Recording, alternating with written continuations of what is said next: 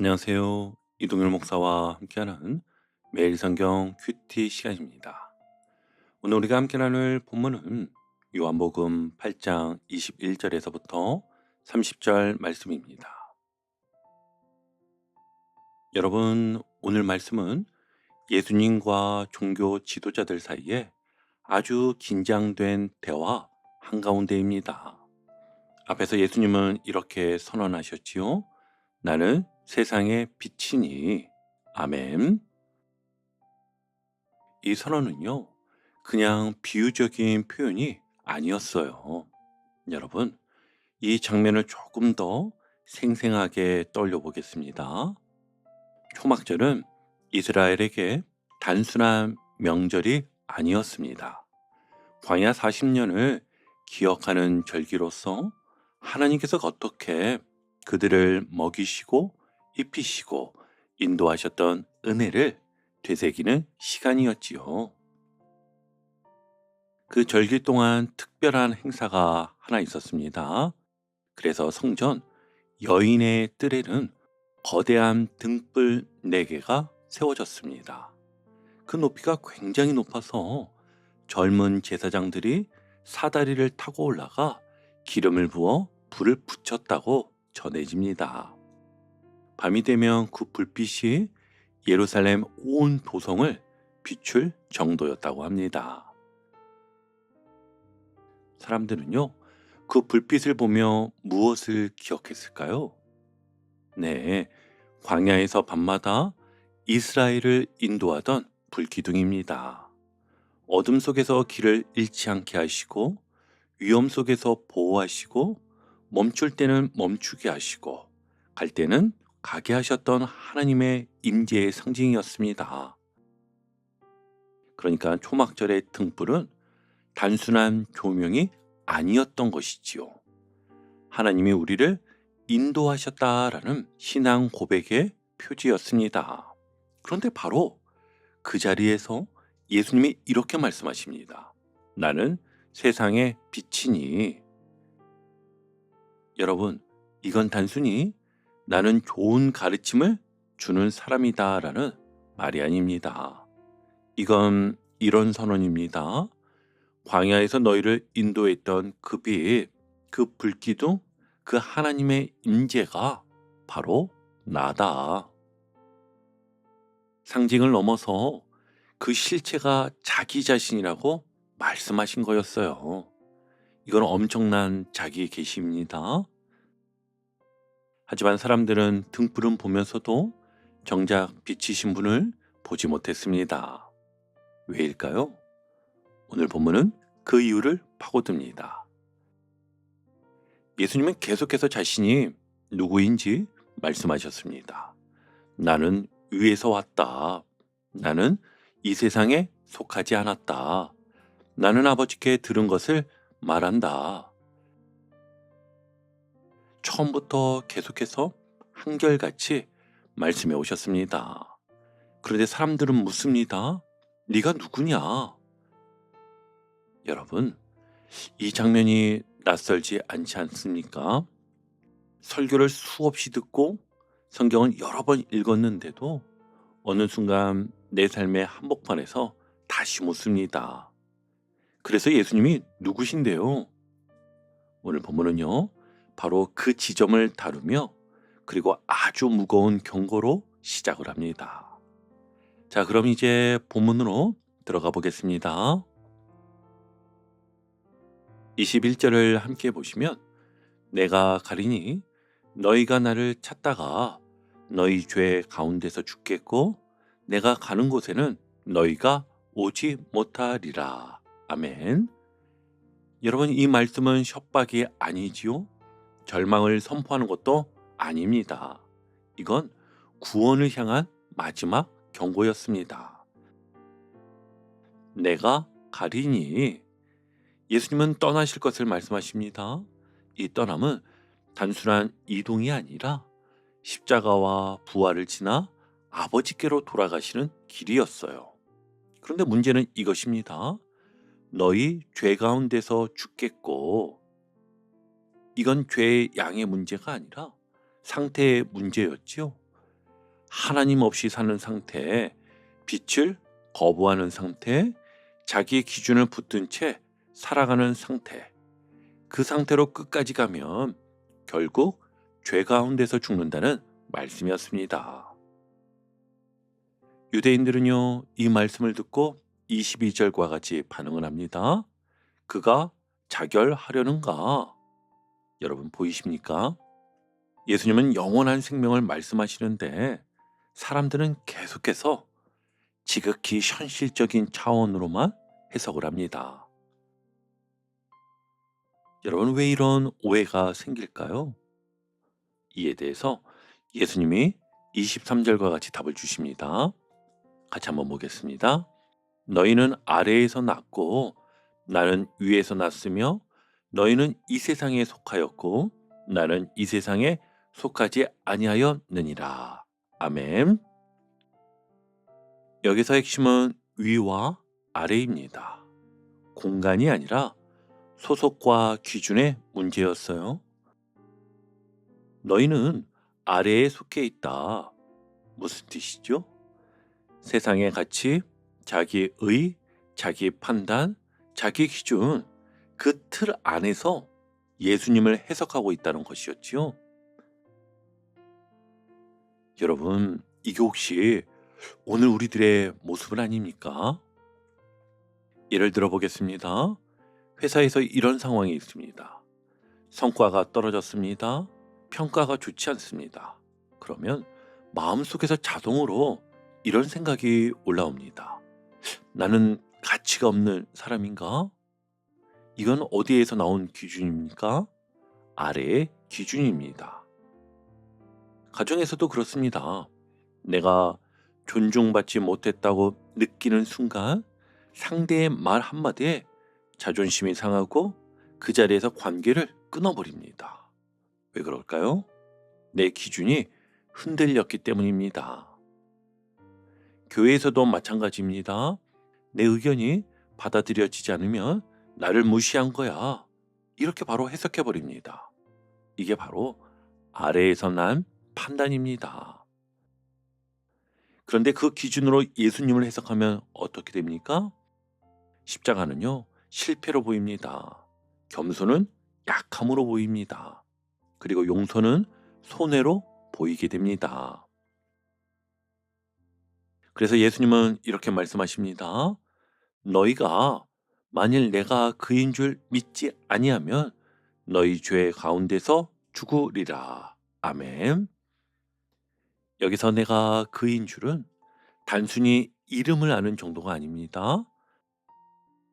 하나님이 보내신 자, 구원의 주, 생명의 근원, 이걸 받아들이지 않으면 결국 아래의 세계 안에서만 살다가 끝난다는 것입니다. 여러분 이 말씀이 확 와닿지 않으십니까? 아, 내가 요즘 아래의 기준으로만 살고 있었구나. 그래서 늘 불안했고, 그래서 늘 예민했고, 그래서 늘 비교했구나. 네, 바로 이런 모습을 말하는 것이었어요. 자, 오늘 말씀은 이제 이렇게 적용해 보겠습니다. 지금 여러분을 흔들고 있는 것은 무엇입니까? 평가입니까? 돈입니까? 아니면 사람의 시선입니까? 내가 통제하지 못하는 상황입니까? 그것이 바로 아래의 기준일 수 있습니다. 오늘 첫 번째 실천은 이것입니다. 먼저는요, 노트나 혹은 매일 성경 여백에 이렇게 적어 보십시오. 내가 요즘 하나님보다 더 크게 두려워하는 것을요. 적어보면 놀랍습니다. 그리고 정체가 드러나면은요, 힘이 줄어듭니다. 그러니 여러분, 지금 적어보세요. 내가 요즘 하나님보다 더 크게 두려워하는 건 무엇인가 적어보시길 바랍니다. 두 번째는 이렇게 고백해 보세요. 주님, 저는 아래에서 난 기준으로 살고 있었습니다. 주님이 그이신 줄 믿습니다. 입으로 소리내어 고백해 보세요.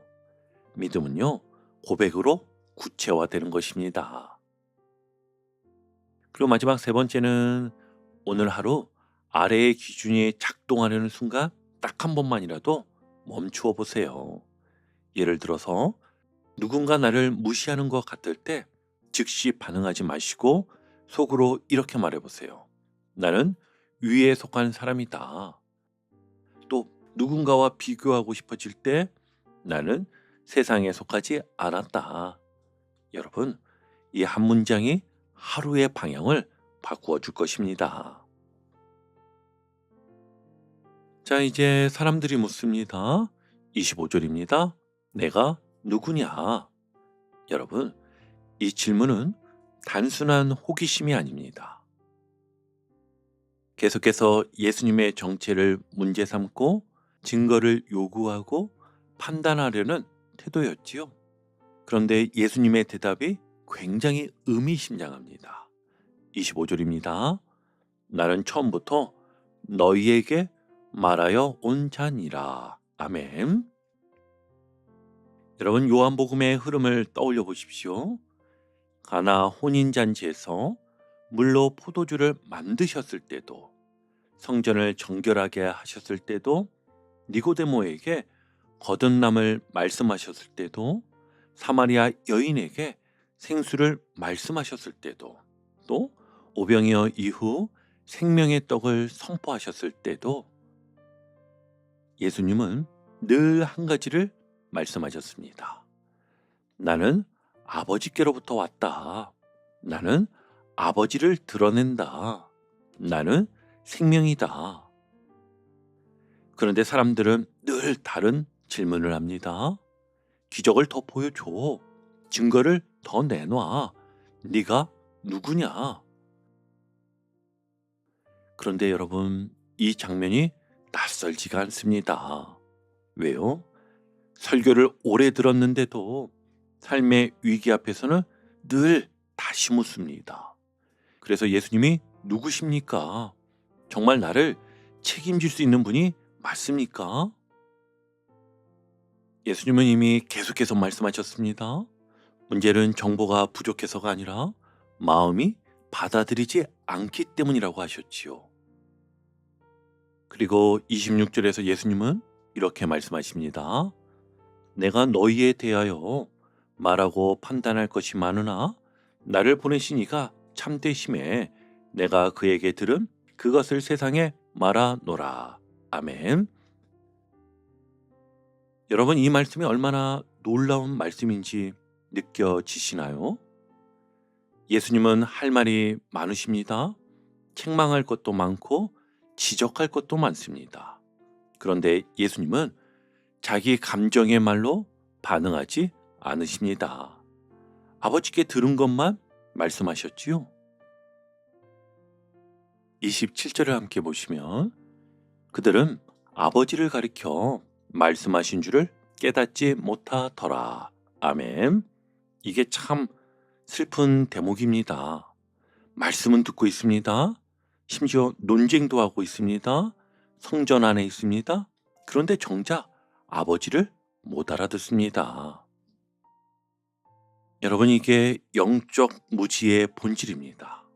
말씀은 듣는데 관계는 없는 상태, 정보는 있는데 순종이 없는 상태, 종교는 있는데 하나님은 없는 상태였습니다.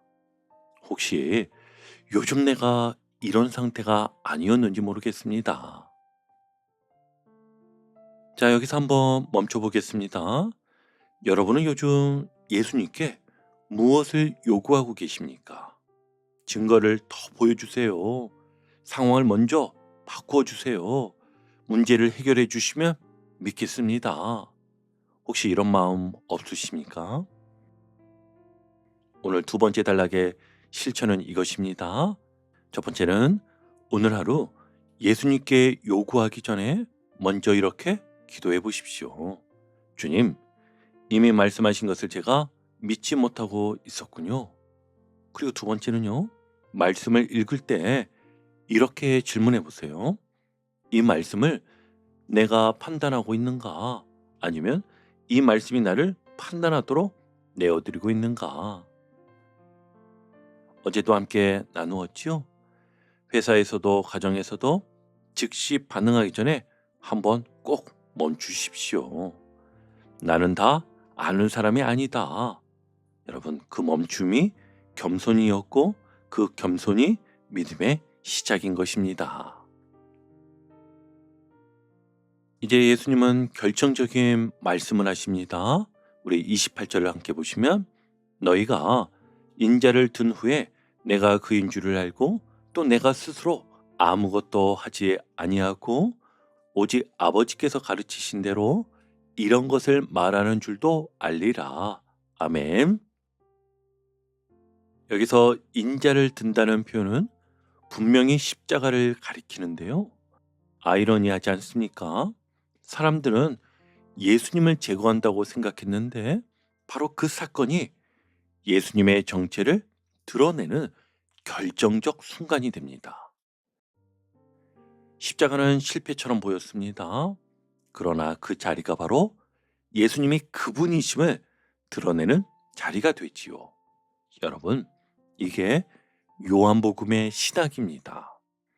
예수님의 영광은 높아짐에서가 아니라 들림, 곧 십자가에서 드러납니다. 그리고 29절에서 이렇게 말씀하십니다. 나를 보내신 이가 나와 함께 하시도다. 나는 항상 그가 기뻐하시는 일을 행함으로 나를 혼자 두지 아니하셨느니라. 아멘. 예수님의 삶의 기준은 단 하나였습니다. 아버지께서 기뻐하시는가? 여러분, 우리 삶은 어떻습니까? 생각해 보면은요, 회사에서는 상사가 만족하는가 이것이 기준이 되고, 가정에서는 내가 손해보지 않는가 이것이 기준이 될 때가 있고, 교회에서도요, 내가 인정받는가가 기준이 됩니다. 그런데 예수님의 기준은 아버지께서 기뻐하시는가였습니다. 그리고 30절, 이 말씀을 하심에 많은 사람이 믿더라. 아멘. 놀랍지 않습니까? 가장 날카로운 말씀을 하셨는데 가장 깊은 진리를 드러내셨을 때 믿음이 일어납니다. 믿음은요, 듣기 좋은 말에서 나오는 게 아니었어요. 진리가 분명하게 선포될 때 생기는 것이었습니다. 자, 이제 오늘 큐티를 정리하며 마무리하겠습니다. 오늘 본문이 분명하게 말합니다. 예수님은 처음부터 자신이 누구인지 말씀해 오신 분입니다. 문제는 그분이 누구인지 몰라서가 아니라 내가 아래의 기준을 놓지 못해서였어요. 너희 죄 가운데 죽으리라 라는 경고는 우리를 살리기 위한 말씀이었고, 나는 처음부터 말하여 온 자니라, 이 선언은 우리를 흔들리지 않게 붙드는 말씀이었으며, 인자를 든 후에 내가 그인 줄을 알리라, 이 약속은 십자가가 영광의 자리임을 보여주시는 말씀이었습니다. 오늘 아래의 기준을 내려놓고 위에서 오신 그분을 믿는 하루가 되시기를 축복합니다. 그리고 이 고백으로 마치면 좋겠습니다. 주님, 처음부터 말씀해 오신 그분을 오늘은 의심이 아니라 믿음으로 받겠습니다. 아버지를 기쁘시게 하는 삶을 선택하겠습니다. 아멘.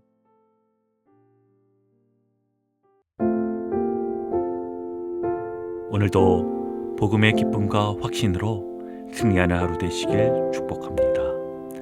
함께 해주셔서 감사합니다. 내일 큐티 시간에 다시 뵙겠습니다.